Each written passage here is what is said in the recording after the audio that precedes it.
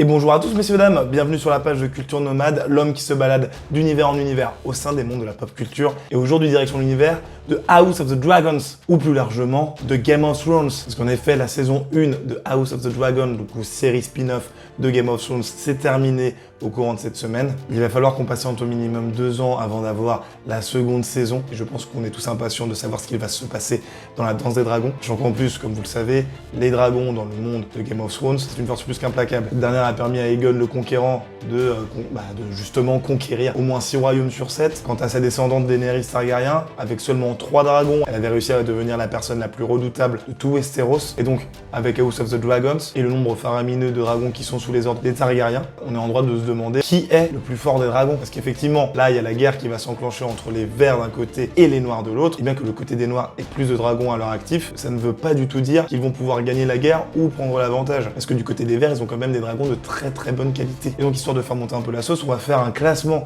des plus forts dragons qu'il y a au cours des événements de la série House of the Dragons. L'objectif étant de savoir qui va dominer. Sachant que je tiens à préciser que cette vidéo sera bien entendu 100% spoiler, parce que pour pouvoir faire ce classement et des dragons existants, eh bien, il a fallu que je me base sur les diverses actions qu'ils ont réalisées dans la série et dans les livres. Donc ça passe principalement par le meurtre de dragons et les affrontements qu'il y a eu entre ces diverses créatures. Et du coup, il a fallu que je mette les mains dans le cambouis pour comprendre un peu ce qui s'est passé. Pour information d'ailleurs, la vidéo sera découpée en 2 parties. La première consistera à parler des dragons qui sont exclus du classement, parce que tout simplement ils n'ont pas pu briller, soit parce qu'ils sont morts trop tôt, soit parce qu'ils n'ont strictement rien fait en fait pendant la guerre. Et quand je dis rien fait, je parle bien entendu d'affrontements avec d'autres dragons, parce que bon, c'est bien beau d'attaquer des petites armées de soldats humains, mais c'est pas très compliqué de les buter quoi. Et c'est plutôt dans les confrontations entre gros dragons, petits dragons, moyens dragons, dragons rapides que ça va être plus intéressant. Donc la première partie vous présentera les dragons qui sont décédés trop tôt ou qui n'ont rien fait au cours de la danse des dragons. Et la seconde partie ce sera en fait le top au global, donc il y aura en tout 8 dragons dans ce top là, et je vous expliquerai un peu au fur et à mesure pourquoi tel dragon est à cette place et pourquoi l'autre est devant. En tout cas, j'espère que les explications ont été claires, attachez bien votre ceinture, parce que c'est parti. Commençons donc avec les dragons hors classement, les dragons qui ont le mérite d'exister. Donc en tout il y en a 3, et bien entendu c'est du côté de Rhaenyra Targaryen qu'on va se tourner, parce que Rhaenyra avec son dragon Syrax, qu'on a vu du coup dans les premiers épisodes d'House of the Dragon, et même dans le dernier d'ailleurs, était décrit dans les livres comme étant énorme, mais au final elle n'a pas eu du tout le temps de briller, sachant que elle n'a eu aucun affrontement contre des dragons. Il y a eu des actions contre les humains toujours, mais je veux dire en termes d'affrontement pur, il n'y avait rien du tout. Et tout ce qu'on sait c'est qu'au final le dragon de Rhaenyra mourra suite au Storming of the Dragon Pit, donc toujours un événement qui s'est passé à Dragon Pit, voilà, je le dis en anglais parce que c'est plus sympathique. Et concernant la mort de Syrax, on ne sait pas exactement comment elle est morte. On reste toujours sur la lignée de Rhaenyra avec Vermax, et le dragon de Jacaerys Velaryon, qui est, je le rappelle, le fils de Rhaenyra Targaryen et de Harwin Strong. Donc c'est un tout jeune et petit dragon plein développement. On avait pu l'apercevoir rapidement au sein de l'épisode 6. Mais Vermax et Jacaerys mourront tous les deux lors de la Battle in the Gullet, comme on dit en anglais. Ensuite, nous avons Arax, que vous devez bien connaître grâce à l'épisode final de la saison 1 de House of the Dragon. Il appartenait à Lucerys Velaryon, et lui aussi était un petit dragon en plein développement. Il est d'ailleurs 5 fois plus petit que le dragon Daemon, appelé Vhagar, et il se sera fait bouffer par ce dernier à la fin de la saison 1, comme je vous l'ai dit. Maintenant que je vous ai présenté un peu tous les dragons qui n'ont servi à rien, à part nous apporter de l'humour ou des moments choquants, maintenant on va vraiment passer à la partie où on décide de qui est le dragon le plus puissant d'House of the Dragon. Let's go. Le numéro 8, Moon Dancer. Le dragon appartient à Bella Targaryen, qui est la fille de Daemon et de Laena Velaryon. C'est encore une fois un tout petit dragon, qui n'est pas plus grand qu'un cheval de guerre, et cette dernière se fera tuer et manger par Sunfire, qui est du coup le dragon d'Aegon II, le roi actuel de Westeros. Mais bon, Moon Dancer est quand même dans ce classement, parce qu'elle s'est défendue à fond face à Sunfire, et elle représentera le dragon qui lui aura infligé, entre guillemets, les dernières blessures qu'il fallait pour qu'il meure, bien que Sunfire décédera après l'affrontement contre Moon Dancer. En 7ème position, Tessarion, aka la Blue Queen. Le dragon appartient à Daeron Targaryen, qui est le plus jeune fils de Viserys et d'Alicent Hightower. On ne l'a pas encore vu dans la série, donc il sera potentiellement casté lors de la seconde saison. Tessarion est considéré comme un dragon assez habile, mais qui est aussi très jeune, mais il mourra suite à la bataille générale qu'il y aura entre Seasmoke, Vermithor et lui-même. En parlant du serpent, il en montre le bout de sa queue. Oui, j'invente des expressions. Seasmoke est en 6ème position. Le dragon a appartenu au sein des bouquins en premier lieu à Laenor Velaryon, et ensuite il changera de main pour appartenir à Adam Velaryon. Il est considéré notamment comme étant le Bacorlys. On a déjà vu à l'écran lors de la guerre des Stepstones, comme je vous l'ai dit précédemment. Il tombera lors de la bataille de Tumbleton face aux dragons Tessarion et Vermithor, et qu'il ait pu blesser mortellement ces deux monstres. Sachant qu'en plus, Vermithor faisait 3 fois sa taille, et vous avez vu dans House of the Dragon que Sea Snake est déjà assez grand, et pourtant, il a réussi à bien se défendre, et a réussi à bien tenir le coup. En 5ème position, Vermithor, la furie de bronze, le dragon que va voir Daemon à la fin de la saison 1 d'House of the Dragon. Son dragonnier d'origine, c'était le roi Jaehaerys Targaryen, premier du nom, qu'on voit au tout début d'House of the Dragon, qui décide notamment de passer Viserys en tant que roi. Et il sera ensuite du coup détenu par Yghammer, qui est considéré comme un bat. C'est l'un des plus puissants et grands dragons de sa génération. Il n'y a que 2 dragons qui pouvaient s'asseoir à sa table et dire qu'ils étaient plus grands que lui. Donc c'est Vhagar et Balerion. Balerion qui ne sera pas dans ce classement, mais ce dernier était le dragon de Aegon le Conquérant notamment. Et c'est lui qui l'a aidé à construire le trône de fer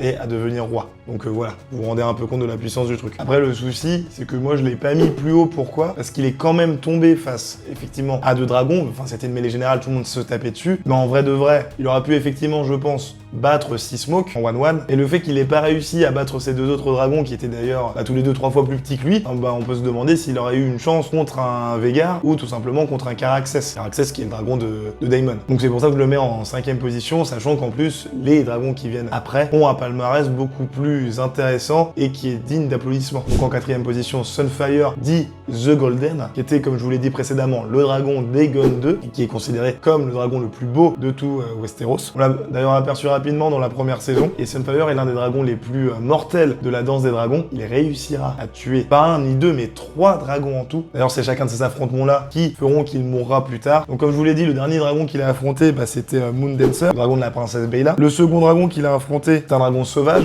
que je vous présenterai pas plus que ça ici, mais qui s'appelle Gregos. Donc il l'a massacré, il l'a bouffé, il l'a défoncé. Et le premier dragon qui a vraiment mis Sunfire dans la sauce, et par ailleurs Aegon, eh bien c'est tout simplement le dragon de Rhaenys, qu'on connaît sous le nom de Meleys. Meleys, qui était considérée comme l'un des dragons les plus puissants encore existants, elle se sera fait avoir tout simplement parce qu'elle a été prise en embuscade par Aegon et Daemon, donc qui est leurs 2 dragons, et donc c'est pour ça qu'elle est morte. Mais je vous explique un peu plus dans le détail comment cela s'est-il passé juste après. Parce que là, on va rentrer dans le top 3 des dragons les plus puissants de la danse des dragons, et je peux vous dire que les gars, on est sur du haut niveau. Et comme vous en doutez, je pense, vous avez déjà le top 3 en tête, et peut-être pas dans l'ordre que je vais vous dire juste après. Juste avant, je tiens à ajouter une petite mention spéciale au dragon sauvage cannibale, de son petit nom. Il n'a pas fait énormément de choses dans les bouquins. Le dragon est considéré comme étant extrêmement vieux et a un penchant assez intéressant qui est de, comme son nom l'indique, bouffer ses compères. Donc il aime bien bouffer les dragons, notamment les plus jeunes, et les œufs. On peut donc vraiment se dire que s'il avait participé à cette guerre intestine, ça aurait fait beaucoup de dégâts. Donc voilà, c'est pour ça que je voulais vous le citer là et vous le présenter rapidement. Maintenant, passons au top 3 avec, en 3ème position, un dragon dont je vous ai parlé il y a de cela 1 ou 2 minutes, je pense, Meleys, a.k.a. The Red Queen. Elle appartient actuellement à Rhaenys Targaryen. On a du coup pu l'apercevoir lors de l'épisode 9 de la saison 1 d'House of the Dragon, et on peut dire que cette entrée en scène nous aura fait froid dans le dos. C'est un vieux dragon qui est considéré comme sournois fainéant,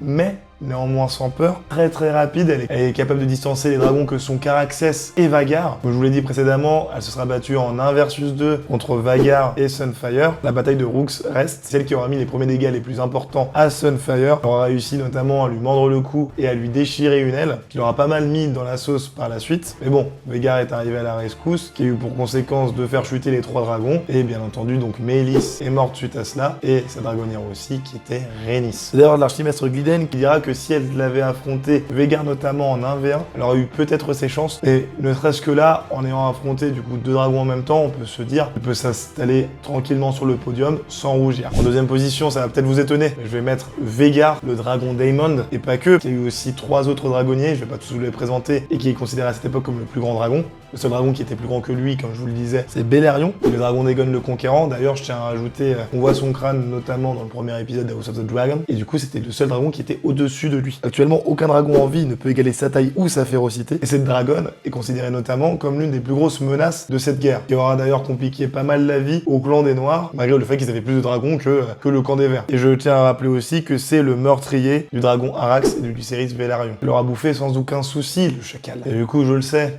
en train de vous demander pourquoi un dragon avec un tel palmarès finit en numéro 2. C'est tout simplement parce qu'il y a Caraxès, les gars, appelé en anglais The Bloodworm, dragon ayant appartenu à l'oncle de Daemon et à Daemon lui-même. Caraxès qui a d'ailleurs pour caractéristique d'avoir un cou comme un serpent, comme vous avez pu le voir au cours de la série. Il est considéré comme féroce et un très grand dragon, c'est ce qu'il faut bien garder en tête, bien qu'étant 2 fois plus petit que Vhagar. Et pourtant, on considère quand même que Caraxès est grand. Enfin, c'est quand même assez incroyable. Pour vous dire à quel point Vhagar est immense. Après, si on prend un autre comparatif, comme Sea Smoke et Tessarion, la Caraxès, il en remet un x3 en termes de taille. Donc voilà, c'est pas un petit minable non plus. Et donc, Daemon et Caraxès seront amenés, comme nous l'a teasé la saison 1, à affronter Aemond et son Vhagar au cours de la bataille que nous appellerons plus tard Above the God's Eye. Il y aura, je pense, dans House of the Dragon, un combat légendaire. Et bordel, qu'est-ce qu'on a envie de le voir cet affrontement. Je sens que ça va être incroyable. On croise les doigts. Là, c'est une bataille totale entre les deux dragonniers et les deux dragons que je considère, comme vous l'avez compris dans ce classement, comme les plus puissants. Et bien entendu, vous allez avoir la conclusion de ce combat, étant donné qu'il est en numéro 1. Vous pouvez vous douter que c'est Caraxès et Daemon qui vont gagner et tuer Aemon et Vhagar. Enfin bon.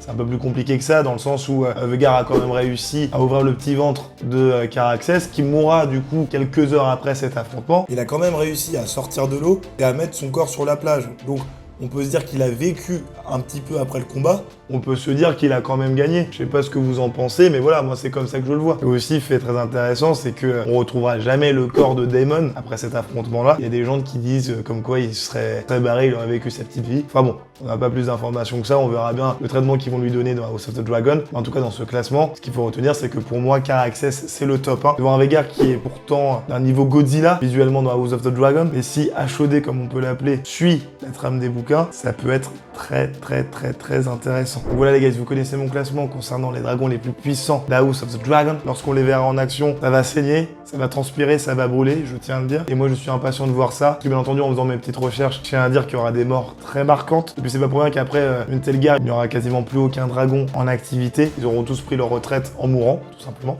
J'espère que cette vidéo en tout cas vous aura plu. Si vous voulez voir plus de vidéos sur House of the Dragons dans l'avenir, n'hésitez pas à me le dire dans les commentaires. Si vous avez votre propre classement, mettez-le aussi dans les coms. Comme ça je verrai un peu ce que vous pensez de tout ça. Bien entendu, abonnez-vous, partagez la vidéo et lâchez un commentaire. Cela permettra de donner de la visibilité à la chaîne. Vous pouvez me suivre sur mes divers réseaux sociaux que sont Twitter, TikTok et Instagram. Et moi, il ne me reste plus qu'à vous souhaiter une bonne soirée, un bon après-midi et un bon week-end dans l'ordre que vous voulez. Et je vous dis à la prochaine dans de nouveaux univers.